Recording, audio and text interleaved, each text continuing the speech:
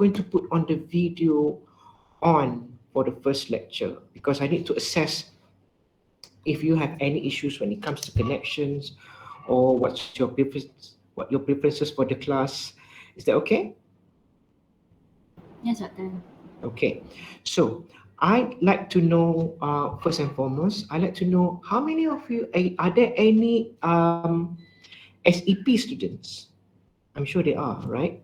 SEP students, can you identify yourself? At least.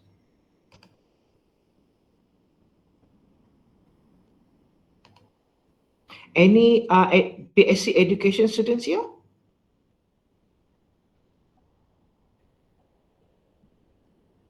No?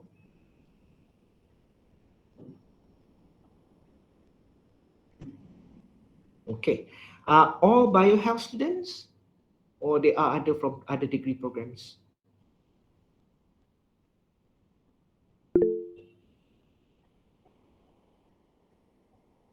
Uh, oh, okay, it's okay.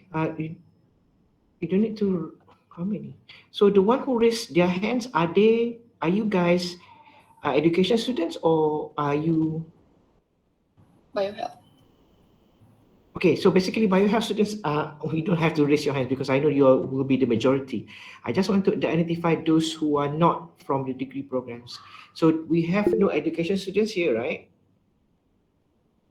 1%? Is Nurin Farisha, are you education student? Oh,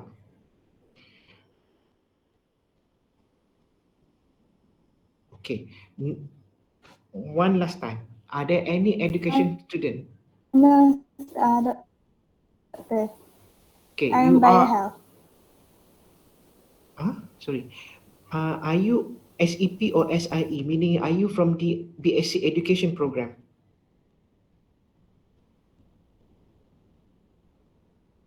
Okay. So now there's no BSc education uh, program students. Apart from biohealth students, are there any other students from other degree programs, meaning other than biohealth degree programs?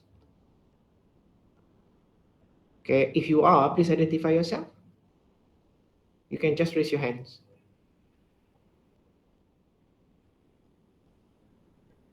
Okay, so basically all are biohealth students. Doctor. Hello, Doctor. There's some of us from SMPIS. From? SMPIS. Applied Yeah, Science and Islamic okay, Studies program. yes.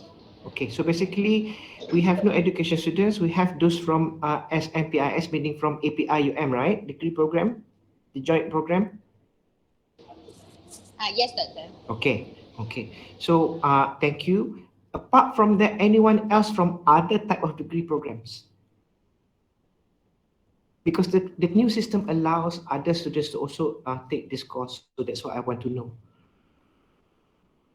Diana Zuraidi, are you from different degree programs or are you also from SMPIS? No, I'm from SMPIS. Okay, SMPIS. Um, are there any international students? If you are international students, can you identify yourself?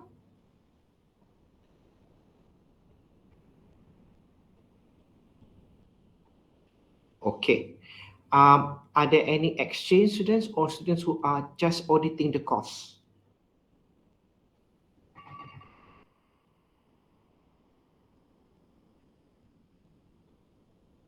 Okay, so basically, the majority are biohealth students, and there are also students from APIUM or the SMPIS degree program. So, no international students, no exchange students, and no students who are auditing the course. I need to know because sometimes if there are international students, then I will conduct everything in English. But if there is none, then some of the time I may be able to explain it in Malay, because for some students, they will be able to understand that clearer.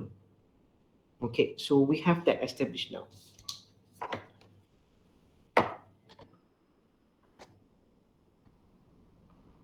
Fatin, Fatin Izzah,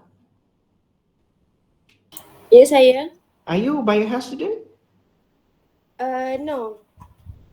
Uh, Some please. SMPIS student? Yes. Okay, so you just joined, right? Yes. Okay. Anyway, okay, now we've settled that part.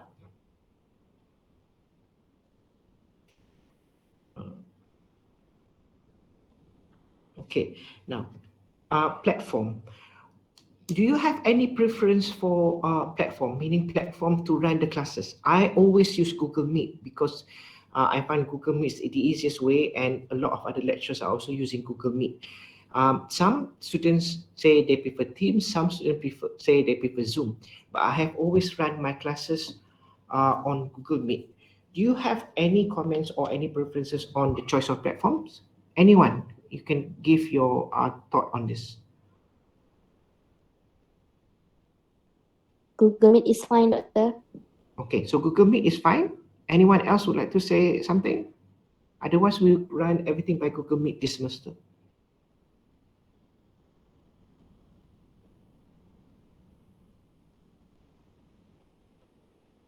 No further comments?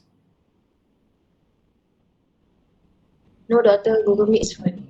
Okay. Right. Google Meet. So what's going to happen for the next subsequent classes, we're going to use Google Meet. And I will put the Google Meet link. We'll be using the same Google Meet link on the Spectrum so that you can access the link from Spectrum, meaning the course Spectrum profile, so you can access it there. Over the time, I will also send reminders by email if some of you did not get it in time. But there will always be a link which you can access via Spectrum. Okay? Do you get my messages, all messages from Spectrum for the last few days? Yes, Doctor. Yes. They're supposed to Yes, Doctor. Yes, Doctor. Okay, there's supposed to be 3 messages. Dapat There should be 3 messages altogether, all about the classes. Okay, so we've settled that part. Now, for our online classes, we're going to run on time, meaning that 9 to 9:50. For the next subsequent, for the entire semester by right, we run by default online. Okay, so that is what has been decided. But the reason I asked just now is that sometimes when you take different courses over after 2 weeks or after mid-semester break, depending on the courses, especially when you have to do your practical or you may need to move from one point to one point. Okay, so you have face-to-face classes or practical classes for this semester, right? Yes, Doctor. Yes. Okay, so most of you are currently in college or outside? Outside. College. College. College. Outside, Doctor, hometown. Hometown? Yes, masih di rumah. Masih di rumah? Di rumah kat mana? Where is rumah? Maksudnya belum balik ke campus. Some of us still not coming to campus yet. Okay. The reason I ask because I need to make sure that, for example, when you have classes with me, 9 to 9:50, some of you may need to rush for another classes at 10 or any other time after that. So I need to make sure that you have sufficient time to move from point A to point B to point C. You understand? Yes, Doctor. Okay, Yes. so for those in colleges, you may not have that kind of issues, but for those who are still in hometown, if you have to run your practicals at some point, then you have to move from point A to point B to point C. Is that correct? Yes, Doctor. Yes, Betul kan? Doctor. Yes. Apa dia? API students, how about you? Do you have any? The reason I ask, and I need your feedback on this, is because of the time frame. My class runs at 9 to 9:50, but I know that if you are in college, that you need to have access to the Wi-Fi, and you need to rush to your next classes or to your practical. Assuming that they are face to face, you will need some time correct? Betul, Doktor. Okay, correct. So if that is the case, for you, where do you normally have your class? For example, you have class at 10, lah. For example, you have class. If you have my class at 9 and you have class at 10, where do you normally have your, where do you normally sit for my class? Is it in college and then you move within the 10 to 15 minutes to ISB, or how do you do this?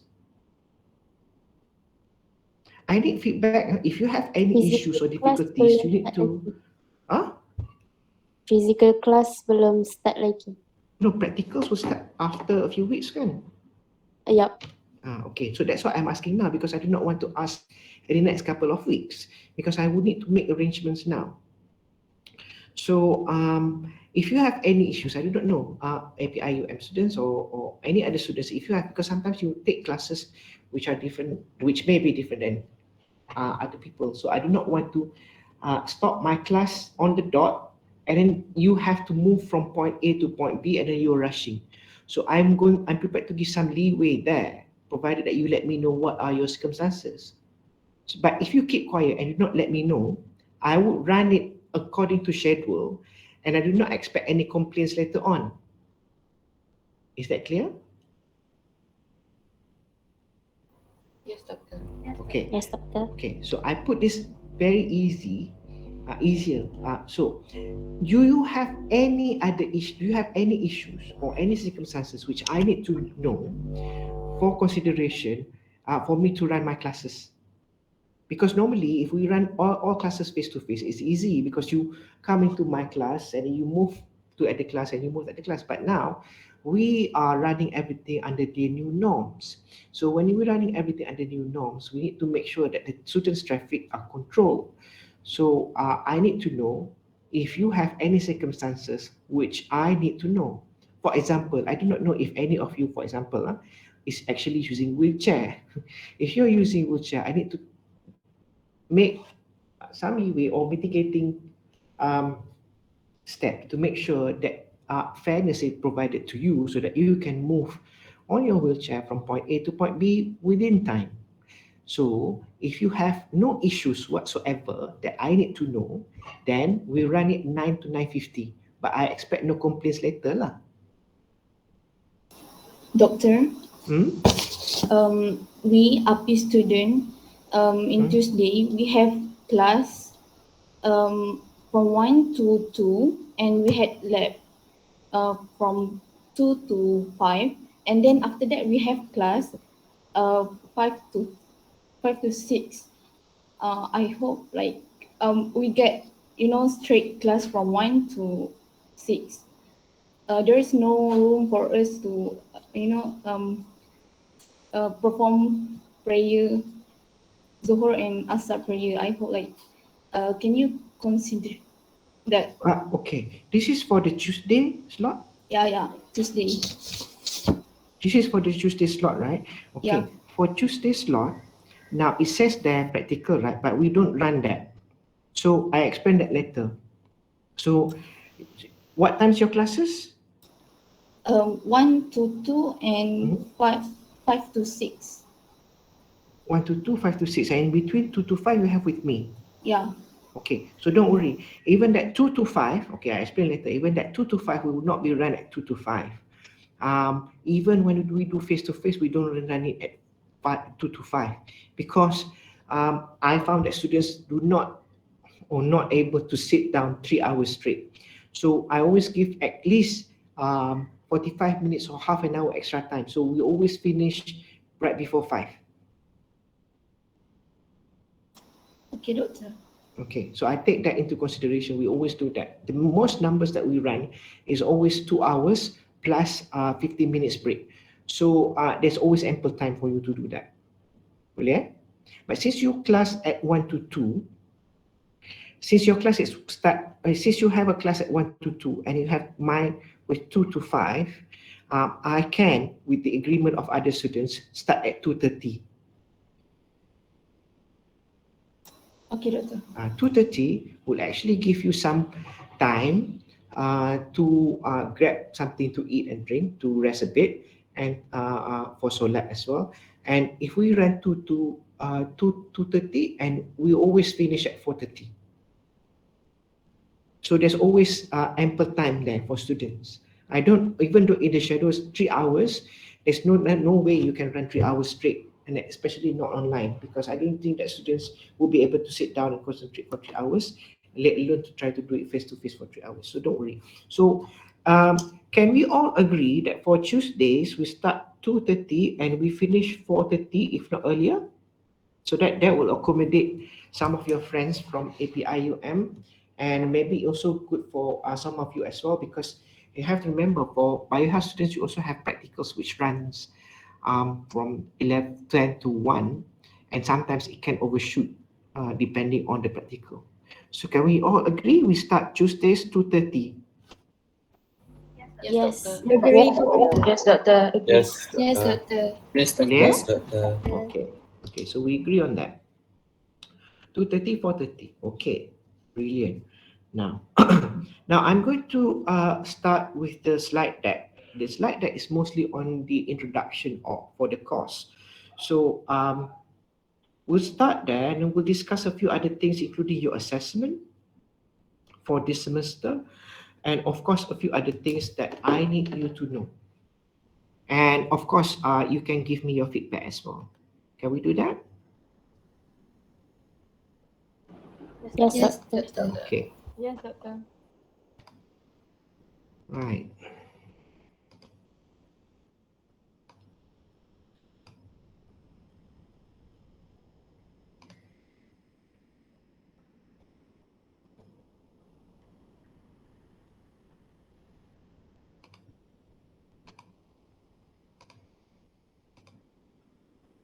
Can you see the slide? Yes, Doctor. Yes, Doctor. Okay. Yes, Doctor. Now, if you can see the slide clearly, I'm just going to put. Okay. So this is an old code for the same course. Now, I purposely put this old code up here because some of you may still need to use the old code, but I doubt there's any of you using the old code, because I noticed that everyone's actually using the new code as IK2006. But just to let you know that it was SHK 2105. It was called Basic Human Genetics last time, and then it's SRK 2006. It's General Human Genetics now. So you are effectively, all of you, the last batch of biohealth students or SMPIS students who is going to take this course. Okay, so you're special in that you'll be the last group of people who's taking this course. Okay. Now, let's look at university education, past and present, if there's any difference. The reason I want to show this is because university students, and yourself included, especially in Malaysia, sometimes may not see university as something different than school, because the approach tend to be almost similar, number one. Number two, first year, there's the gap, or the difference between your first year education and your matrix or your pre-university education, especially in Malaysia, there's not much difference. People always tend to follow the same mode of study. Okay, but by second year, I hope now you can appreciate that studying at university differs significantly in a number of ways. Okay, number of ways, primarily because you are responsible for your own education. There are courses being provided, but you are responsible. If courses are being provided and materials are provided, good guidance are being provided, but students such as yourself do not take the responsibility or the opportunity to learn, by the time you graduate 1.5 years, 2 years from now, you may regret. Okay, so do not make that mistake. Try and make good use of your time here at university. There are challenges, of course, there are sets of challenges. No doubt, we have a lot of challenges in life, but how you manage your challenge, how you face your challenges is important. Okay, now bear in mind that for biohealth students, you always have lecturers, you always have us. If you have any issues, do let us know. Don't try to be a stranger, and don't try to solve things that you by yourself or alone and suffering alone. To people, talk to your friends and talk to us. I'm sure that you have Penasihat Academy as well. And if anything related to this particular course, you let me know. Okay, and if you have any issues, this is another thing. If you have any issues, for example, in terms of infrastructure, in terms of access, in terms of things related to your studies at ISB, you let me know, because I'm the deputy head. So if you let me know, I'll try to see what I can do. Or you can always let the program coordinator knows, or any of the lecturers know. But if you have any issues when it comes to infrastructure and things like that, you can let me know immediately. Okay, or Wi-Fi issues, for example, let me know immediately. Okay, so let's look at this university education, past and present, if there's any difference. So this is a picture. Now, this was painted in the 14th century. The title of this painting is Enricus de Alemania lecturing his students. Now, it was painted by Laurentius de Bortolina in 14th century, around 1350. Okay. Now, if you look at this particular picture, you also see the lecturer giving lectures, and you have a group of apparently students who are actually listening or doing the lectures. Now, this is face-to-face before COVID. So when you look at people giving lectures here and then people listening, but there are also people who are actually not actually focusing on the lecture or studying. So you have always those frontliners who always sit and concentrate very well. You have these two. Don't know, not sure why this particular person is not concentrating. And you have this one probably sleeping. Yesterday or 2 days ago, a lot of college activities, sleep late. This group of students not doing anything at all, gossiping about what's happening yesterday. This basically talking. This actually trying to finish the practical report that needs to be submitted later. And this partially looking at his mobile phone, trying to update things. Okay, so if you look this picture and you fast forward to now, do you see there's any difference when it comes to university education? Or at least students' behavior? Anyone? Nothing changed. Nothing changed. Nothing changed. So basically it's the same. But nothing changes here as shown in this particular picture, or what you can observe here in UM or any other universities here in Malaysia. But even though that classroom environment most notably do not change, okay, classroom environments across Malaysia do not normally change, but the world has changed. Now the world has changed, and the world changed in a very fast pace. So it always be the case where those who really make good use of the time, try to get as much as experience as possible, really focus on studies, and at the same time enjoy their time at university, are the ones who tend to succeed. Those who play around, having honeymoon, especially second year. Second year is always regarded as honeymoon year. Honeymoon and enjoy things, not focusing. By the time you start graduating, you will start seeing that you do not have the necessary skill sets or the experience to make sure that you can actually compete to get a job, or trying to get a job, or trying to create a job. So be mindful. What you're doing today or tomorrow, next semester, or the following semesters will affect your future, whether you like it or not. Okay, bear that in mind. Whether you like it or not, it will affect your future. So if you want to have it easy, not focusing, want to do everything as you possibly like, you will reap that a few years from now. I'm saying this because it always happens every year where students wrote to me asking for support letters or help with CVs and so on, because the job market out there is competitive. Okay, you have to remember that when you study for this particular degree program, you're not only competing. Competition is healthy. People do not like the word compete because they say, why am I competing? But that is the norms in life. You have to compete. Why? Because resources are not abundantly available. It's a scarce resources. It's limited. So limited job placement, limited job space, limited businesses, everything, people have to compete. So that's the economic theory where competition helps to bring out the best in people and the best will survive. Okay, So every year I get that. You have to remember, you're not competing only amongst your classmates. You also have to remember your senior who just graduated a year ago is also trying to find a job. Your junior, if you have, not for biohealth, unfortunately, will also compete. Then there's 1 year difference between you, your senior, and your junior. You also have to take into consideration there are those from UM who study for different degree programs.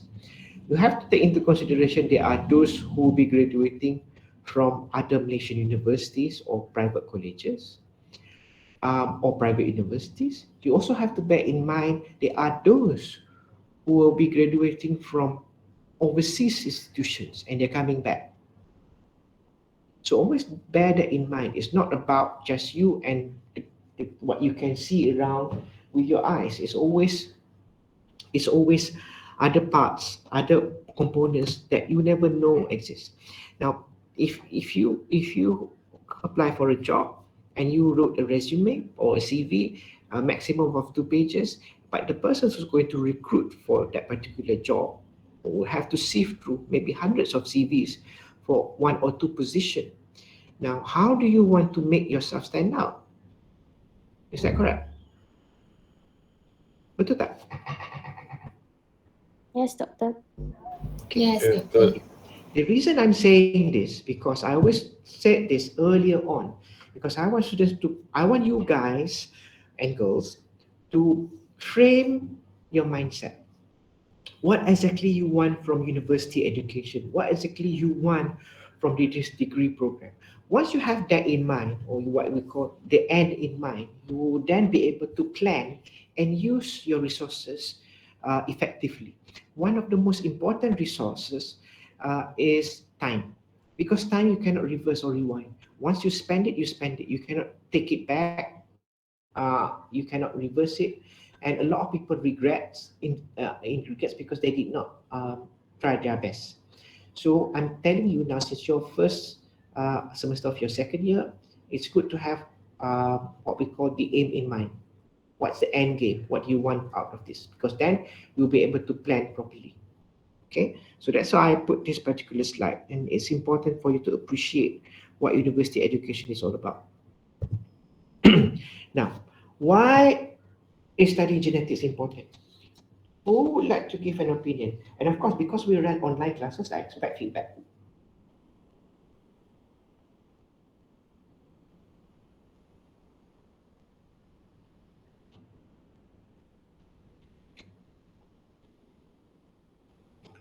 Anybody? To solve problems. Apa dia? To solve problems. Like, Can you speak up? I cannot hear you clearly. I think to solve problems Okay. What kind of problems? like dengue, mosquitoes. It is like example um, to control dengue. We alter the gene of mosquitoes, something like that. Okay. Any other thoughts? I think studying genetics is important because it has a big potential in business, like developing a fruit that is tasty or the meat that is tasty, something like that. Okay. Anyone else?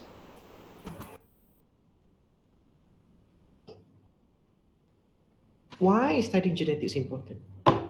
What is so different about it than studying, say, immunology or physiology or anatomy or any branch of biology, apart from what your friends have said? I need one last feedback.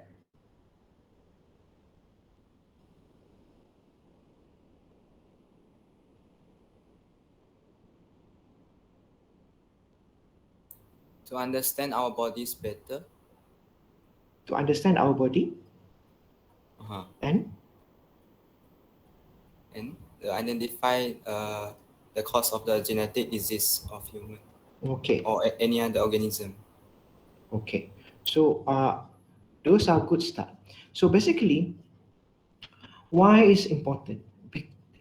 The answer is the simplest answer would be there's nothing uh, on this planet or maybe outside of this planet when it comes to living life forms that does not involve genetics.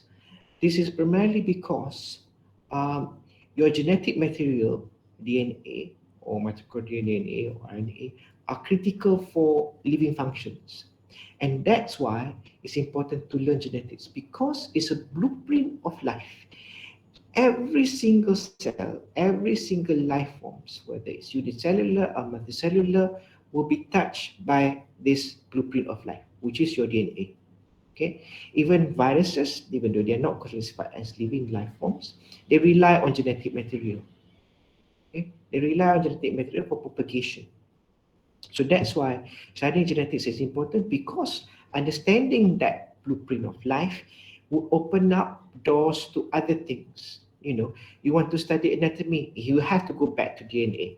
You want to find new vaccine or new therapeutics, you need to understand how DNA or RNA works.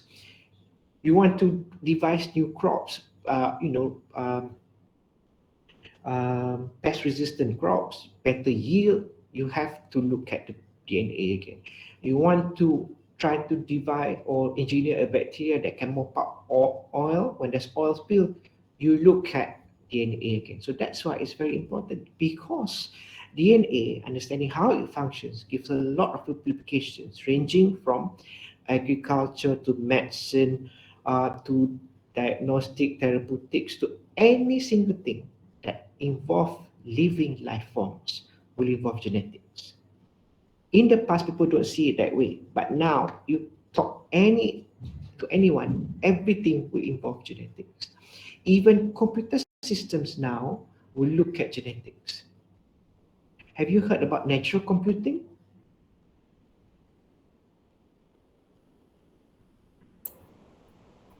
No. Natural computing? No, Okay. Doctor. No, Doctor. Okay, I explained a bit about this natural computing because then you will see the power of genetics. When you our computer system at the moment use the binary system, okay, 0 and 1. You understand that because that's covered in high school, kan? 0 and 1 binary system. So everything is coded that way. Okay, so that is our computing system now, 0 and 1. Now, there's another branch of people look at new technology they call quantum computing. Now, this is also advanced. And if you look at what Google has been doing in some of the leading computing system, IBM and Google, they have been looking at this. And quantum computing harness the quantum mechanics, meaning that if you look at physics and you learn this in Form 4 or Form 5, your SPM, you look at how the electron being spun.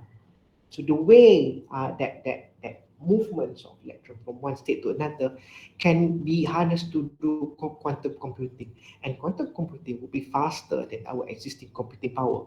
Okay. Now, natural computing is using DNA to store information. Now, back to what I said to the original computing system that now we use 0, 1 to store information, 0, 1, 0, 1, 0, 1. If you use DNA, you can amplify the number of storage because you use the CGAT. So that's just double things up by more than a lot of a factor. Because 0 and 1, only 2. Now you have CGAT, which is your DNA component, your adenine and your pyrimidine. So all that can be used to store information, and people are actually looking at that possibility in natural computing. You can Google up later on to learn a bit more about natural computing if you want. But that I just want to summarize this slide where why is it important to learn genetics? Because it's everywhere. You can't basically escape. Okay. Now back to living life forms. We already know the central dogma, where you have genes encode proteins and proteins dictate cell function. Okay? This is the blueprint of life. You have genes encode proteins and proteins dictate cell function. So you have thousands of genes expressed in a particular cell and determine what that cell can do. You have a single cell, and cell congregate to form tissues, and tissues to form organs, and organs to form system, and an organism is composed of multiple systems. Okay, so you have cell, and cell is being driven by DNA within that particular cell. So a group of cells we call tissue, a group of tissues is an organ, a group of organs will form a system, and an organism is composed of multiple systems. So that's the hierarchy. So whatever it is, it still goes back to the cell. Okay, it still goes back to the cell. So then you have the in the central dogma, you have the flow of information. So from DNA to RNA to protein, now that provides a cell with a potential control point for self-regulation, meaning that for it to regulate its function and to adjust the amount and type of protein it manufactures. This is very dynamic process. Why is it dynamic process? Because it's not static. Why is it not static? Because a living organism will have to deal with things. You know, you go, you walk, you run, you eat, you got into a fight, you travel, so that's a very dynamic. So we are not static, we're not plants, but even plants are dynamic anyway. They have, even though they are stationary and not mobile, they still have to perform a lot of living functions. So now, for an organism, it's dynamic. I give you an example. When you go on a roller coaster ride, before you go on a roller coaster ride, how do you feel? You probably feel, anxious or a bit scared. And then when you go on that roller coaster ride, the feelings inside your body change suddenly, because your body produces a lot of hormones trying to fight off if that scared feeling, be anxious, and so on and so forth. And then you went on that roller coaster ride, up and down, up and down and down.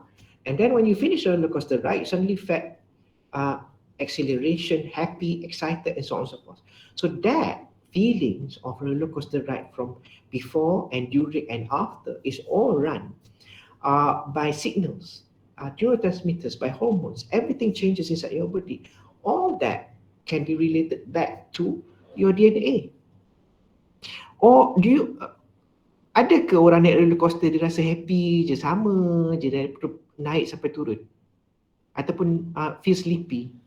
Tak ada kan? No. Tak ada. Ada. So that shows how dynamic living forms is. So so at any given time, the amount of protein that you produce, okay, meaning your cell, the gene product, reflects the balance between the protein synthetic and degradative biochemical pathways. Meaning that when you need it, and where you need it,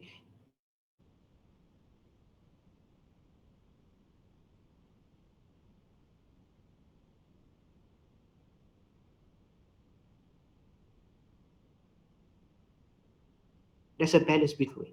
And this pathway is important. We'll see later on. I'll show you why is it important to understand pathways.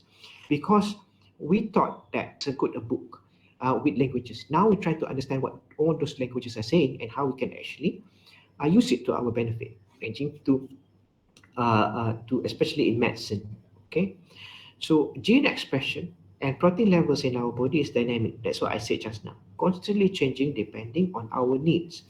And that's also true for other living organisms. So here, just to show you, this is just to show you a graph where hormones or gene products can be produced over time, when you need it, where you need it, accordingly. And that is being regulated none other by the DNA.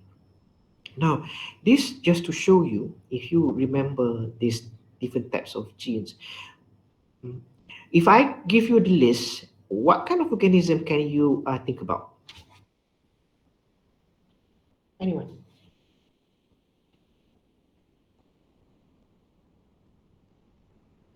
By just looking at the list of those genes, what kind of organism do you think that evolved?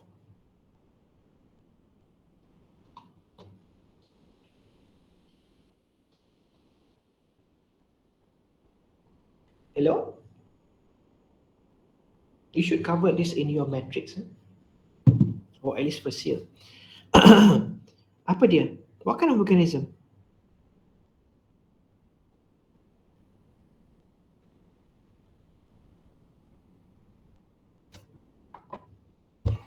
Drosophila kan? Hello?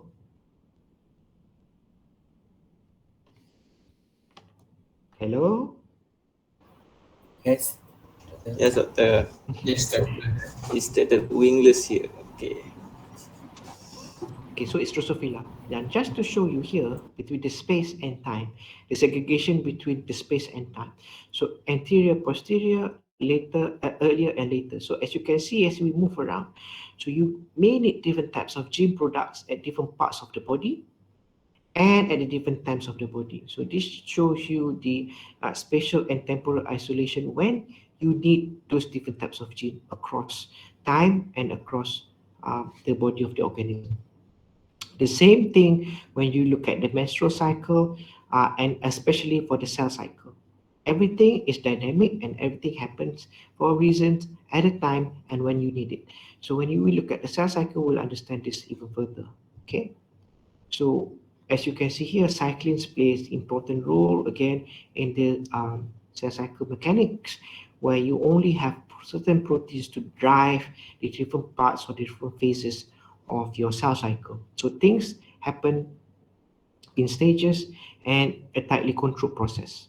Okay, so in the future, you have doctors and scientists who will be able to use the genetic information to diagnose, to treat, to prevent, and to cure many illnesses. Okay, so genes, you have to remember, they are instructions. They tell our body or body of any organism how to make the proteins what it needs to survive, and of course to grow and to repair, and all sorts of other functions.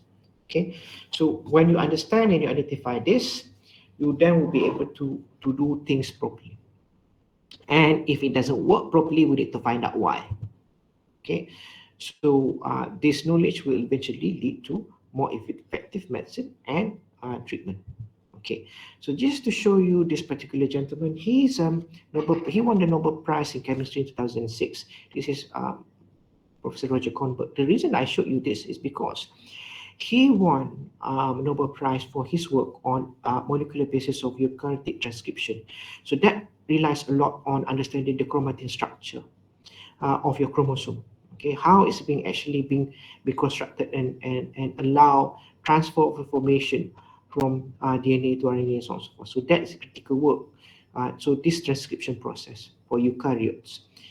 So he works on the molecular basis. The reason I showed you, because it's so special, because he won the Nobel Prize and his father also won a Nobel Prize before him. So it's a family of people, like the father won a Nobel Prize and then the son won a Nobel Prize. And his mother is a professor in biochemist. Is a biochemist, so a professor in biochemistry. So very smart group of people. So this is where he got his Nobel Prize from the King of Sweden. And I also get the chance to meet him a couple of years ago. This was way back. Very humble person. You talk to him for just 10 to 15 minutes. It's like you've read so many books, because he made things, explain things, especially in genetics and molecular biology, so simple that you then appreciate what life is all about. Okay. So introduction to the course. Of course, I don't expect you to regurgitate everything. This is important for you to understand that in genetics, trying to memorize everything will not work. You must understand how things work by not memorizing. You can only, not memorize, you can only remember if you understand. You cannot understand, you cannot remember what you don't understand. Okay, so understanding is important for you to remember and also for you to apply.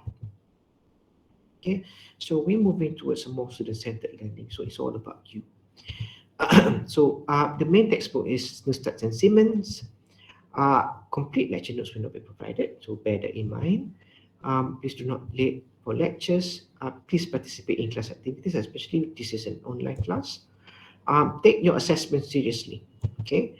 And there's a need for you to improve both your oral and written English proficiency. And again, remember that you are now in second year of your university studies. So we'll be covering a lot of this kind of, a lot of these topics. So some of these topics are the basics you've covered before in your first year. But for this particular second year, we'll be focusing a lot on application and how you can use the information to solve the problem. This is an assessment before when we do the face-to-face, but the new assessment scheme will be discussed and then later on today, and then will be referred to you most probably by next week. So basically, you have continuous assessment and end of semester examination, and you must pass this course. And in order for you to pass, you require 50%.